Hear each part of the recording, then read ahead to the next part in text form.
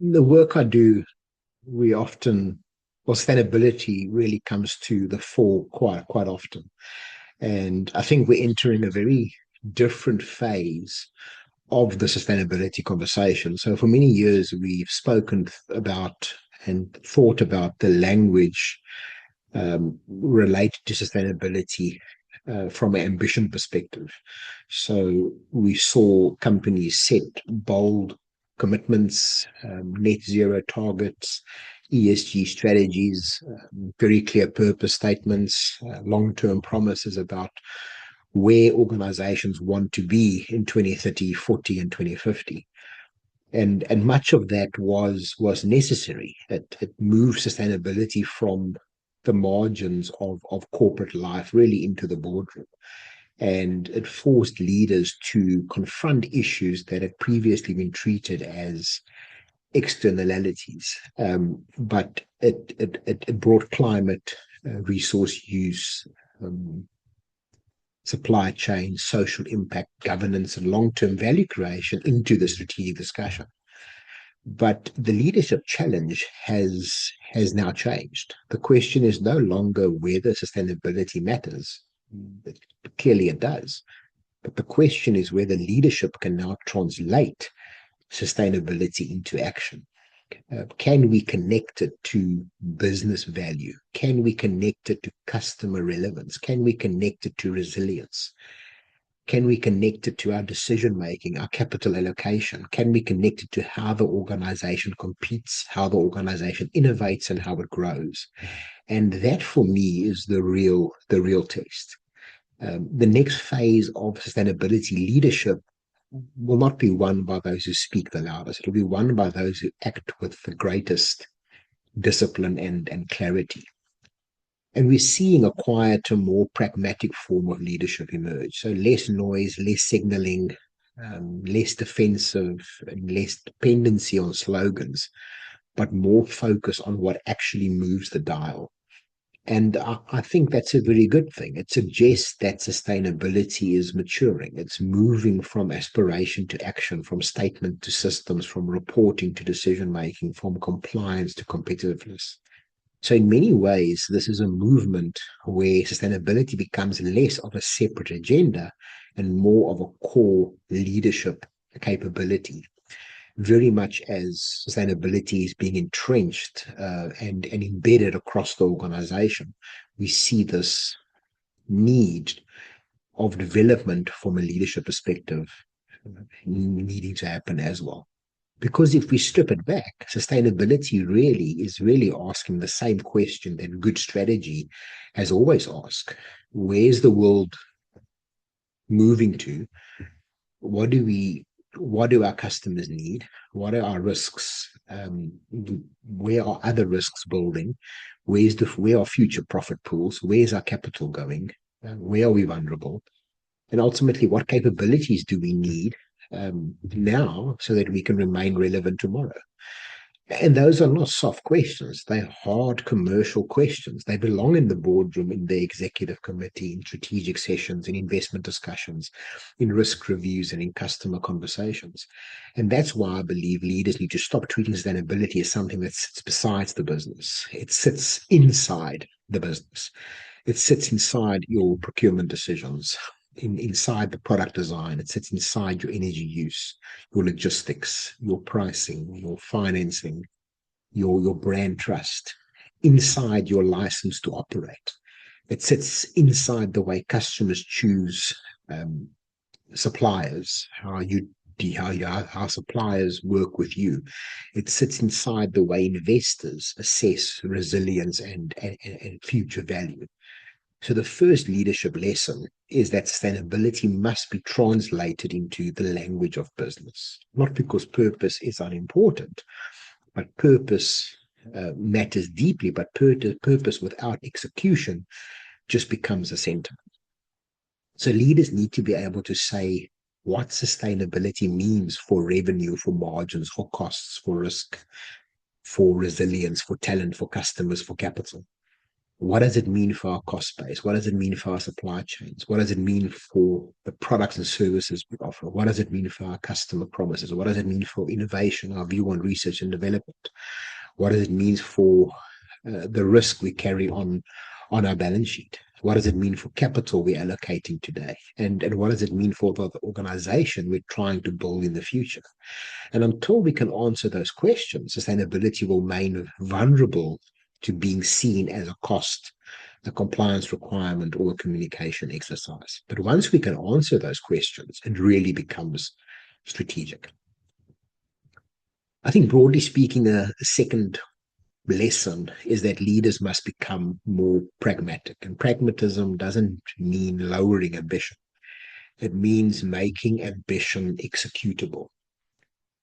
It means asking, where do sustainability impact and financial value already align? In many organizations, we will already, there are already very practical moves available today: energy efficiency, waste reduction, water efficiency, circular design, better logistics, cleaner inputs, more resilient supply chains, etc. Supplier collaboration, product innovation. And these aren't abstract ideas. Many of them reduce cost, improve efficiency, lower risk, and strengthen your customers' relevance, or your relevance in your customers' lives. But the issue is not always that leaders don't know what to do. Often the issue is that the organization is not prioritized properly, funded properly, governed properly, or executed properly. And this is where, again, leadership matters. A strategy that lists everything as important is not a strategy, it's a catalog of good intentions. And leaders need to sequence, they need to choose, they need to allocate capital, they need to assign accountability, they need to build the rhythm of execution. And that is deciding what are the 3 to 5 moves that matter most, what initiatives are already economically attractive, which ones support growth, which ones reduce real risk, which ones strengthen our operating model, um, which ones should be stopped because they're consuming attention and not creating value. And this is where discipline is really required. And it's a very different conversation from the one many organizations were having a few years ago. A few years ago, it was enough to set a target. It's now about delivery. It's now about the impact. It was enough to publish a commitment, but it's about governance. It was enough to describe ambition, but today it's about showing that evidence, showing the impact you're making and the traction you've gained in that. Another lesson is that resilience has become a strategic issue. So for decades, organizations were designed around efficiency, lean supply chains, lower inventories, centralized business model, tight cost structures, just-in-time systems. And in stable conditions, this of course made sense.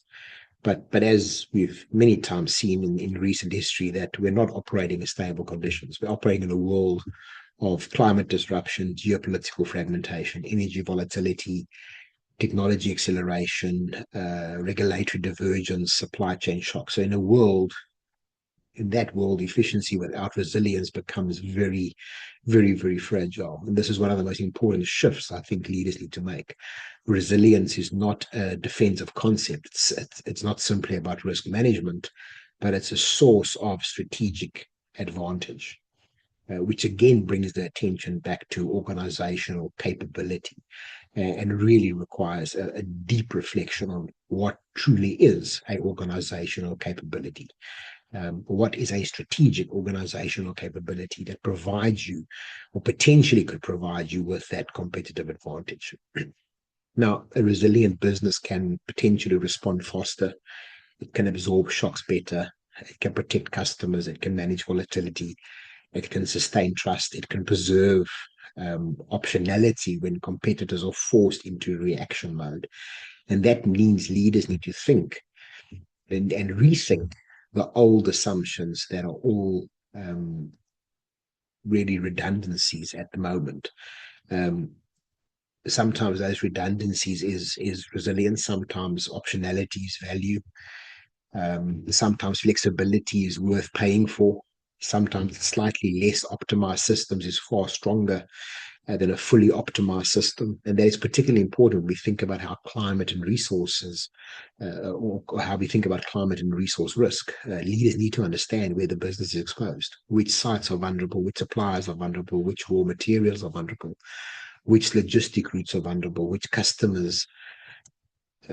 markets are vulnerable, which parts of the operating model are too dependent on conditions that may longer hold true going forward. And this is where scenario thinking becomes essential. Well, I guess scenario thinking or scenario planning, and also coupled with critical thinking and integrated thinking, becomes so essential. And again, not as an academic exercise, but really as a leadership discipline and a leadership capability. Year two, at the point of scenario thinking, is not to predict the future perfectly, but it's to prepare the organization to make better decisions under uncertain circumstances. And that requires leaders to look beyond the annual planning cycle. It requires a much broader lens on the systems around the business, the policy shifts, the technology curves, customer behaviors, capital markets, competitor moves. And companies that build this sensing capability will move earlier. They will not be surprised as often. And when inflection points arrive, they will have the options available. The fourth lesson, I think, around it for leaders is that sustainability is increasingly commercial. And this is particularly clear in business to business markets. So customers are under pressure to meet their own targets, reduce their own emissions, manage their own supply chains, and improve sustainability performance. But that means that suppliers who can help them do that are no longer just a nice to have. They've become more strategically relevant. And but of course, this requires a different sales conversation. It's not enough just to tell customers that a product is sustainable. The question is, how does it help the customer? Does it reduce scope 3 emissions? Does it lower life cycle costs? Does it help them comply with regulations? Does it support their customers who proposition? Does it reduce waste? Does it improve performance? How does it help them in their own market? And I think this is where many organizations fall short. They have sustainability credentials, but they've not translated that into credentials, into commercial value propositions. And this is a leadership failure, not just a sales failure. Sustainability has to be commercially relevant. Then sales teams need to be equipped. They need data, they need tools, they need training, they need incentives. They need to understand the customer's sustainability priorities as deeply as they understand the price, the quality, and the service. And the organizations need to connect functions that too often operate separately. And again, this is a recurring theme, no matter which sector you play in and in which discipline you come into from, this interoperability and broadening of each technical or each functional role is becoming clearer. Sustainability cannot sit in one corner. Sales in another, finance in another, product in another, operations in another. Value is created when these functions start working together. When product design understands customer sustainability needs, when finance understands the business case, when procurement understands supplier risks and opportunity, when sales can articulate the value, when operations can deliver the performance, and when leadership aligns the systems. And that's what execution really looks like. Another element or leadership lesson I think to think about from leading sustainability is innovation. And this innovation must remove trade-offs. So customers and consumers are not asking for worse products with better labels. They're asking for better choices. They want affordability, they want quality, they want convenience, they want transparency, but they want performance. And increasingly, they want sustainability to be part of that package. And too often, sustainable options still ask the customers to compromise, pay more, accept lower performance, search harder, target vague claims, and navigating confusing information. And that's just not good enough. The real opportunity is not the market, is not to market sustainability better, but it's to design better solutions. And this is where leaders need to ask, where are we asking customers to carry a burden that the business should be solving? Where are we relying on messaging when we should be investing in innovation? Where are we expecting behavioral change without moving that friction? And this is a very practical point. if sustainability or sustainable products are too expensive, unavailable, confusing, or inferior, many consumers will simply not adopt, um, or they will consume less, or they will look for alternatives. So the leadership challenge here is to make better choices the easier choice. And that requires investment in research and development, it requires better data, um, more transparent claims. It requires design thinking. It requires partnerships. It requires scale. And in many cases, it requires supportive policy environments as well. But again, the principle I think around this is simple. Sustainability must become part of the superior value creation. Not a compromise, not a label, not a side story, but a better proposition. Of course, when we talk about sustainability and leading it, we have to also talk about technology, probably, or particularly AI, but it must be viewed with judgment. AI and I guess big data in general has enormous potential in this space. It can help organizations identify emission hotspots, can improve energy efficiency, it can model risk, it can support better forecasting, improve traceability, it can accelerate product design, it can help sales teams identify customer needs, it can help leaders make sense of complexity. But AI also comes with its own risks. It has energy implications, it has workforce implications, it has governance implications, ethical implications. So the question we're asking is not simply, are we using AI? The better question is, are we using AI to solve the right problems with the right governance in a way that creates long-term value? And this is where responsible leadership is imperative and essential. Technology should not be adopted because it's fashionable. It should not be adopted because it strengthens the organization. It should be adopted to strengthen the organization's ability to serve customer, manage risk, improve performance, and create value responsibly. So leaders need to avoid both extremes. On the one hand, ignoring AI would be a big mistake, but on the other hand, treating it as a magic wand is not the answer either. The leadership position is to be ambitious and disciplined at the same time. So use AI where it creates value, govern it properly, understand the trade-offs, build capabilities, and make sure technology serves strategy rather than allowing strategy to be pulled along by technology. Um, I think this is probably the seventh lesson, if I'm keeping track correctly. But another lesson in leading sustainability is that credibility is becoming a strategic asset. The world is becoming less tolerant of vague claims, and of course, rightly so. Um, Stakeholders want to know what is real. Investors want decision-useful information. Consumers want evidence. Regulators want transparency. Employees want authenticity. Communities want accountability. And that means leaders need to be much more honest about that transition.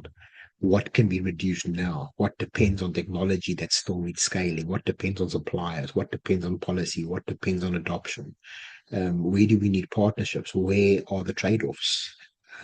Where is the business on track and where is it not? And this honesty matters. Credibility does not come from pretending that the path is simple.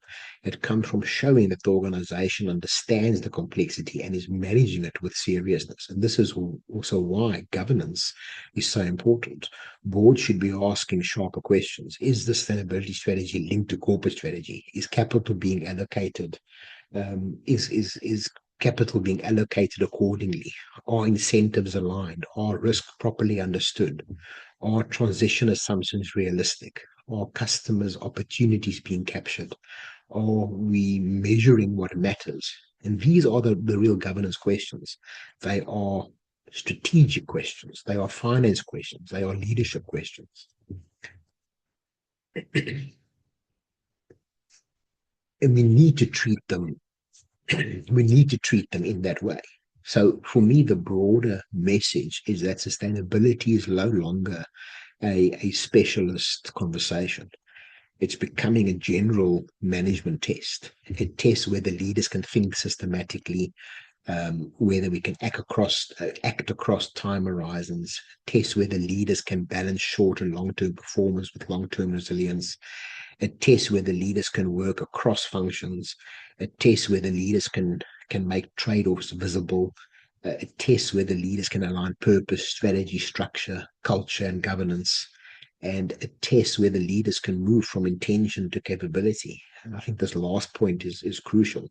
Organizations do not transform because leaders care. They transform because leaders make caring operational. They put it into the capital allocation. They put it into incentives. They put it into customer propositions, into procurement, into design, into risk management, into the performance dashboard, onto the board agendas. They put it into the way people make decisions every day. And this is the difference between sustainability as a message and sustainability as a management discipline. And this is where I think the leadership opportunity sits.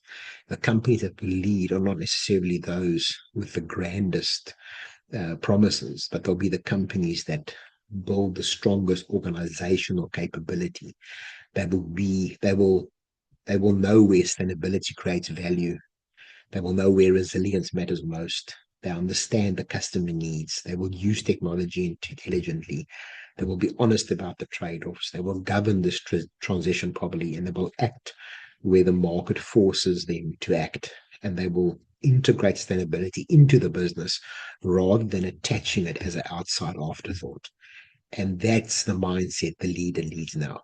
Less performance, more proof, less noise, more discipline, less rhetoric, more execution. And perhaps the most important, less of the false choice between sustainability and business performance. Because again, the real question is not whether sustainability competes with strategy. The real question is whether strategy is still credible if it ignores sustainability. A strategy that ignores climate risk is incomplete. A strategy that ignores resource constraints is incomplete. A strategy that ignores customer transition is incomplete. If you ignore regulations, ignore supply chain resilience, ignores trust, a strategy that ignores future cost of inaction is incomplete.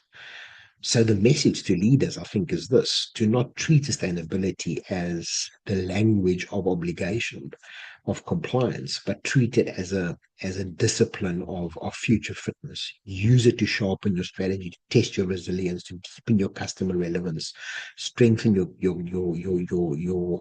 governance, build innovation, and use it to ask better questions about the organization you're leading. In the end, sustainability agenda is forcing leaders to confront this deeper issue. What kind of company are we building? And will it still be fit for purpose in the world that is emerging? And that's not a reporting question. It's not a communication question. It's not an ESG question. It's a leadership question. And the answer will be seen not in what we say, but what we actually build. And this is the moment that requires a different kind of leadership. This move from pragmatic, but still ambitious, commercial but still responsible, disciplined but still imaginative, clarity and clear-eyed about risk, but confident about the opportunities. And that's the leadership that's needed now. And for those who get it right, sustainability will no longer be seen as a burden to the business, but it'll become one of the ways the business learns to adapt, compete, and endure. Thank you for listening, and we'll talk again soon.